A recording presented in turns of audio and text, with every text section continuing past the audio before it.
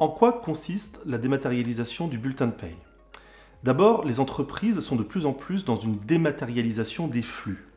L'époque est à la digitalisation des process. Que ce soit des flux fiscaux, des processus de travail, la gestion des factures d'achat, les processus de vente par exemple. Les RH et le social sont restés un petit peu à l'écart de ces processus malgré le cadre réglementaire soutenu par la loi travail, la loi El Khomri de 2016 et le compte personnel d'activité qui avait vocation et qui aurait dû faciliter l'adoption par les entreprises de la dématérialisation des documents RH. Deux dispositifs tout d'abord. Un changement de l'option par défaut, c'est-à-dire que l'entreprise a le droit et la possibilité de proposer directement à ses salariés la dématérialisation du bulletin de paye. Mais le salarié a aussi le droit de refuser.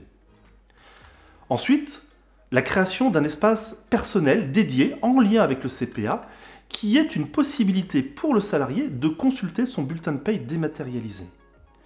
Donc ce dispositif global doit favoriser l'adoption par les entreprises de la dématérialisation du bulletin de paye avec des bénéfices pour l'employeur et pour le salarié. Pour l'employeur, tout d'abord, cela apporte de la productivité dans la distribution des documents, des économies, de la facilité à retrouver et à gérer les documents dans l'archivage et leur conservation. Fini les armoires de classement documentaire qui prennent de l'espace et coûtent de l'argent en mètres carrés à l'entreprise. Du point de vue du salarié maintenant, c'est une facilitation d'accès à ces documents sur un coffre-fort personnel dans lequel il pourra aussi stocker d'autres documents et dans un temps de conservation illimité sur un compte qui lui reste accessible 24 heures sur 24.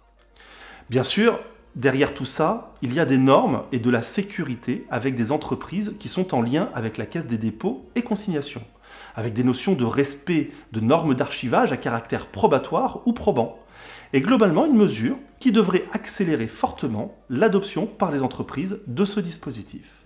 Donc au final, sur ce sujet de la dématérialisation du bulletin de paye, on a un cadre facilitateur par la loi et par les solutions en SaaS qui permettent aux entreprises de combler leur retard sur la dématérialisation de cette fonction, sur les documents RH et sur les bulletins de paye.